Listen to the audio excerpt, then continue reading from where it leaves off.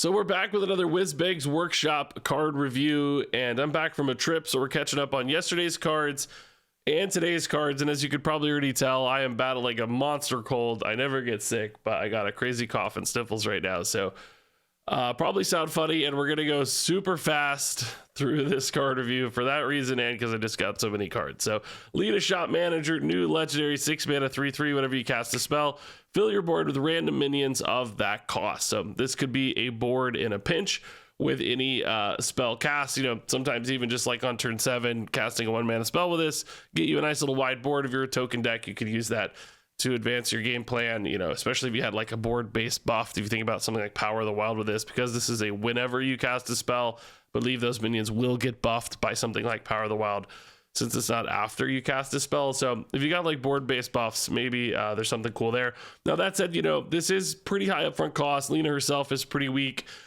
Does require that additional piece of the puzzle and quite a bit of mana to get all of this going. That may feel like it's just too big of a commitment for some decks, especially because, you know, boards of like 2s or 3s or even 4s, if you went all the way up to 10 mana for this, may just not feel big enough. And we have such good efficient removal these days. Just think about a Reno wiping out this board, right? And suddenly it feels like maybe you overcommitted for something that's not actually kind of game winning or you know, pushing your game plan all that specifically. So I don't know, it may just feel a little bit too haphazard. The random minions too can be too weak. So all in all, Lena seems to lack that necessary synergy and require a little bit too much upkeep to make it feel worth it to me. Nostalgic Gnome here kicks off a cycle of cards harkening back to previous keywords. This one is all about honorable kills. It's a 4-mana 4/4 miniaturized rush. After this minion deals exact lethal damage on your turn, draw a card. So that's basically honorable kill, draw a card. And then you've got the Nostalgic Gnome doing the same, basically becoming a little ping here. So yeah, this is card draw. It's got some nice rush aspects to it, but ultimately most decks just won't have a reason to put this in their list. They'll have better ways to do card draw, better ways to play rush minions. So I do think this will ultimately fall short. Nostalgic Initiate is basically Spell Burst, referencing here the first time you cast a spell, gain +2/+2. So this can be a 3-mana 4/5, which, you know, is a big stat line, but ultimately, even by turn 3 these days, stats for stats' sakes often don't do enough. This Nostalgic Initiate, again, 1-mana 3/3, like, yes, it is technically efficient, but most cards and decks need more synergistic lines to really see play. So I don't see this one getting there quite as needed. We also have the Nostalgic Clown, reference to Corrupt here, 5-mana 6/5 miniaturized battlecry. If you play at a higher cost card while holding this, deal 4 damage, and then that makes the mini pretty easy to corrupt, of course, at 1 cost, but ultimately that 4 damage is just not enough for this. Like, after you've played a 6-cost card to get all this going, it's going to be way too late. This is just far too slow, even though the mini version is pretty decent in a vacuum. Our final miniaturized card, I think, is the Factory Assembly Blot, 10-mana 6/7 mech. At the end of your turn, summon a 6/7 bot that attacks a random enemy. So 2 big old 6/7s here, and that repeated threat of that 6/7. Do know that can go face, which is pretty nice. This reminds me of that old warrior card that summoned the 2 3/3s. I can't remember the name right now. And then that makes the mini version of this insane, right? 1 mana, summon a 6/7. So this can like react to a minion as needed, can't go face as needed. I don't think anybody's really going to want to spend 10 mana on this, but if you have some way to discount this, it might be worth it. Cheating into play feels weird because you don't get the miniaturize. I don't think if you're not playing it from hand, you do probably want that second half. But if there's other ways for you to discount this, maybe it's worth it. I doubt otherwise decks would be able to go to 10 to really make this feel worth it. But I do think there's at least intrigue on this just because that effect is so good and can present lethality in that kind of Ragnaros or that card with the 3/3s. It's like Troublemaker, maybe? Is that the name? I think so.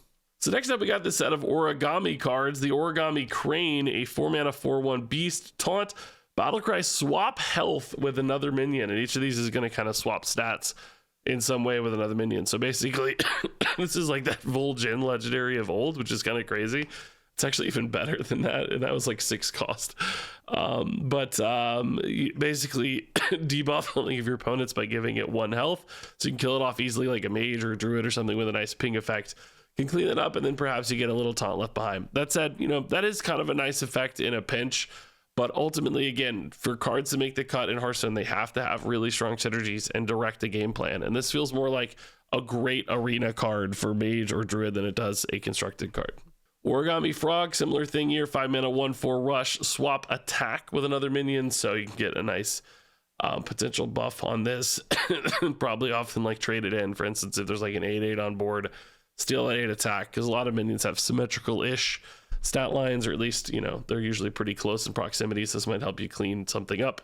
That said, 5 mana is pretty expensive for just a rush, and debuffing something like that, yeah, it can be nice, but usually you just want to kill things instead of debuff them. Origami Dragon's the big one here, 6 mana, 1/1, Divine Shield and Lifesteal, Battlecry swap stats with another minion. So this is notably a more significant debuff.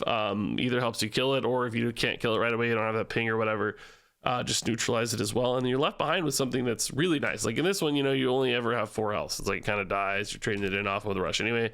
This leaves behind that Divine Shield Lifesteal threat. So if you hit something big with this, could be cool. That said, again, I mean, often just better to kill things in many cases or develop your own threats. Like this is nice that it's a mix of the two.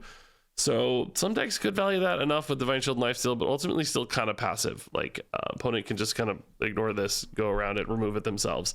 And I don't know if you've gotten enough or driven your game plan significantly enough.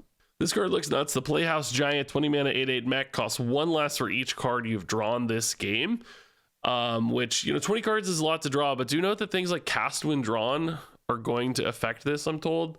So if you had, you know, think about like soul fragments of old in Warlock, right? If you just shuffle a bunch of soul fragments into your deck and then cycle through those, that's going to accelerate the discount on this pretty quickly.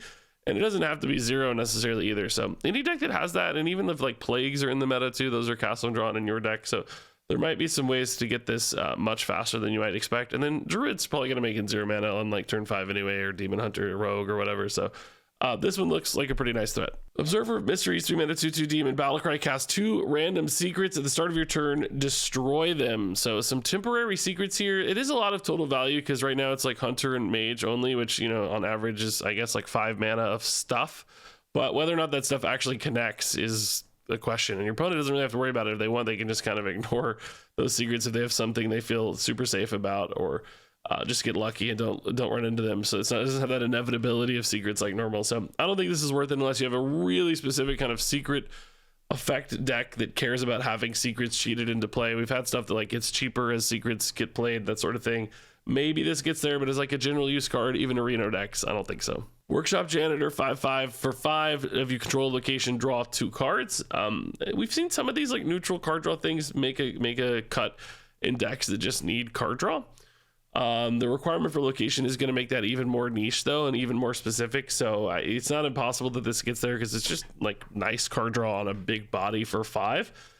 That definitely gives this outs, but I think it will be, you know, just 1 or 2 decks ever that make a room for this.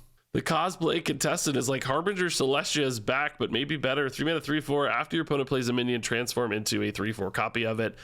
I mean, in some ways that's better than Celestia if they play like a 1/1 where she would transform into a 1/1. That is an old card, by the way. You guys hopefully remember it.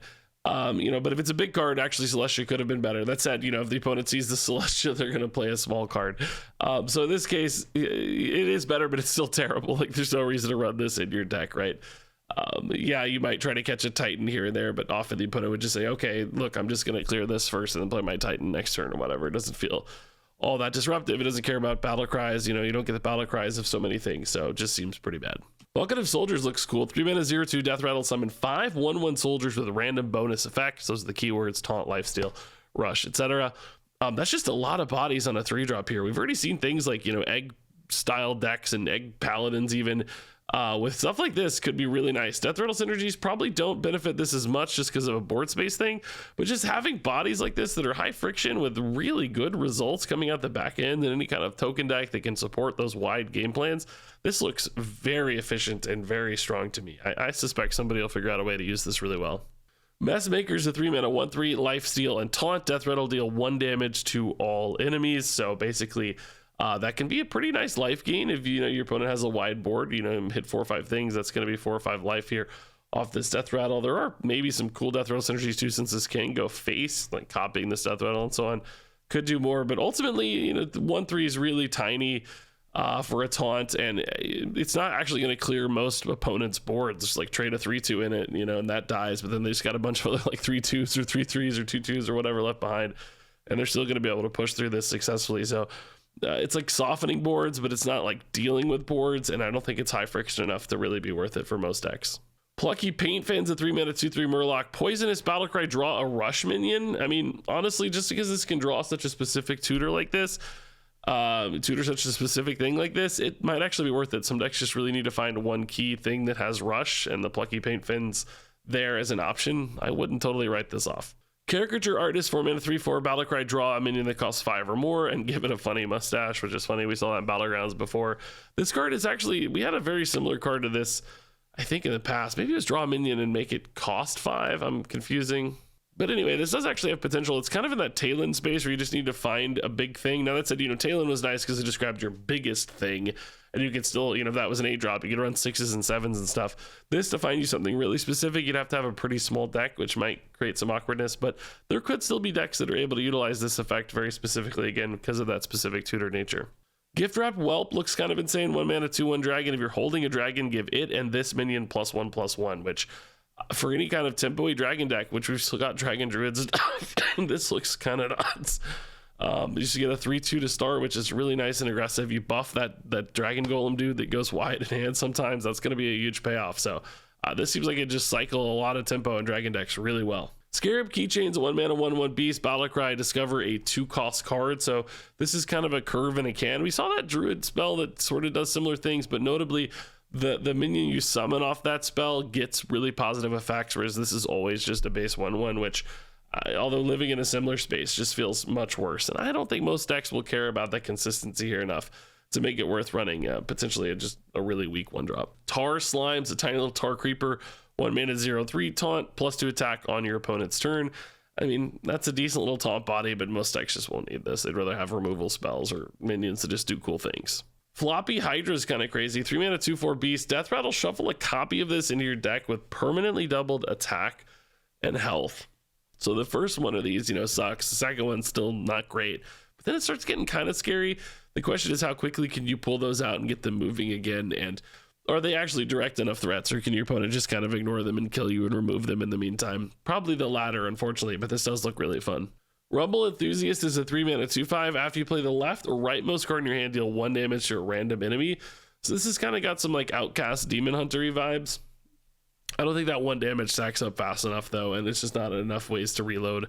There could be some crazy chain in Demon Hunter that makes this worth it, but I doubt it. Forgotten Animatronic, 5-mana 4/6 mech. At the end of your turn, destroy a minion with less attack than this, which is kind of a fun idea with Magnetic, but ultimately it makes your own board susceptible as well. Like, yeah, it can kill the opponent's stuff, but if you want to play smaller stuff alongside it, you're definitely at risk, and could be a benefit too via death rattles, but ultimately might be hard to work around, and it's just a big pile of stats at the end of the day. It's not even that big of a pile, so doesn't really seem swingy enough to me or specific enough to me.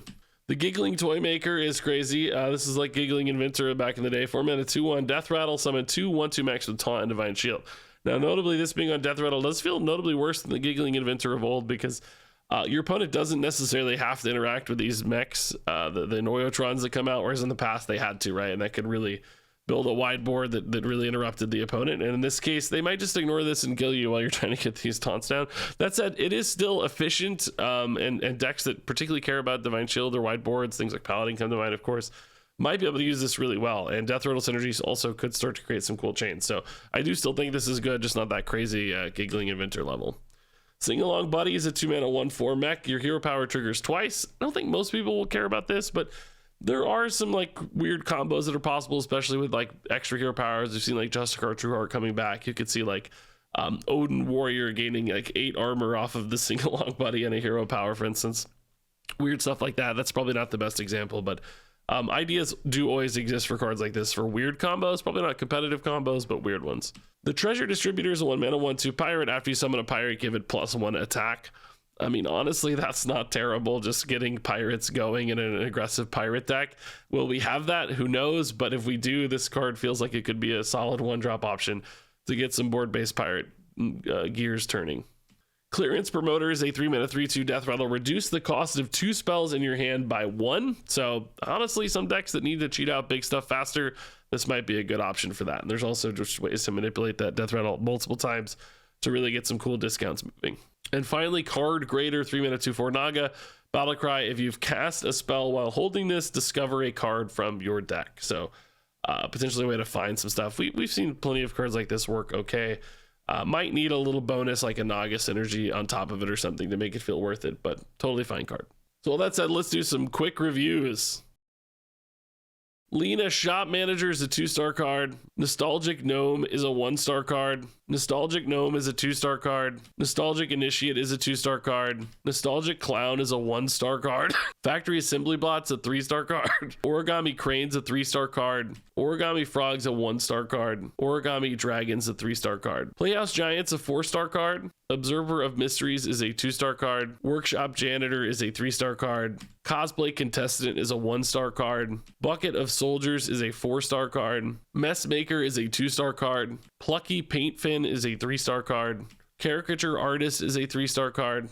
Gift Wrapped Whelp is a 4-star card. Scarab Keychain is a 1-star card. Tar Slime is a 2-star card. Floppy Hydra is a 2-star card. Rumble Enthusiast is a 2-star card. Forgotten Animatronic is a 1-star card. Giggling Toymaker is a 4-star card. Sing Along Buddy is a 2-star card. Treasure Distributor is a 3-star card. Clearance Promoter is a 3-star card. Card Grader is a 2-star card. Yeah, there you go, folks. That wraps it up for this review. Sorry I sound so crazy. Hopefully I get you feeling better for these next set of reviews, although I'm probably going to record some of those later tonight. So we'll see, but we'll try to do longer reviews either way. That's it. Thanks so much for watching. Stay tuned for more reviews in the future, and until next time, game on.